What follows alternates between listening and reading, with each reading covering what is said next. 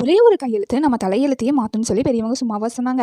இந்த வீடியோவில் நீங்கள் எப்படி சைன் போடுவீங்களோ அதுக்கான மீனிங் வந்து நம்ம ஒரு மித்தாலஜிக்கல் ஸ்டைல் வந்து நம்ம பார்க்கலாம் வாங்க. நிறைய பேர் வந்து இனிஷியலை மட்டுமே வந்து சைனை போடுவாங்க. சிலர் வந்து பேரை மட்டுமே எழுதுவாங்க. சிலரோட சைன் பார்த்தா ரொம்ப அட்ராக்டிவாக இருக்கும். சிலர் சைன் போட்டு கீழே லைனும் போடுவாங்க இல்லையா. நீங்கள் உங்கள் சைனுக்கு கீழே ஒரு ஸ்ட்ரெயிட் லைன் போடுற ஆளாக இருந்தீங்க அப்படின்னா அந்த ஸ்ட்ரெயிட் லைன் வந்து உங்கள் பேரை விட பெருசாக இருக்கணும். அப்படி இருந்தது அப்படின்னா நீங்கள் ஒரு நம்பிக்கையானவங்க, விடாமுயற்சியானவங்க, எதுக்கும் வந்து பயப்பட மாட்டீங்க. நீங்கள் வந்து ரொம்ப ஸ்ட்ராங்காக வந்து முடிவெடுப்பீங்க.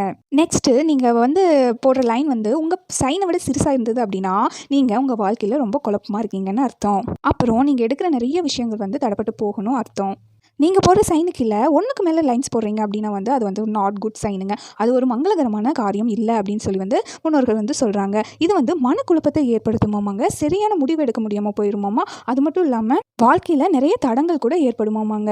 அடுத்தது வந்து நீங்கள் வந்து போடுற லைனை பிரேக் பண்ணி போடுறீங்களா, நிறைய கட் பண்ணி போடுறீங்களா, அந்த மாதிரி ஆளாக இருந்தீங்க அப்படின்னா இது வந்து உங்கள் வாழ்க்கை முன்னேற்றத்தை வந்து தடை செய்யும் அப்படின்னு வந்து நம்ம முன்னோர்கள் சொல்கிறாங்க.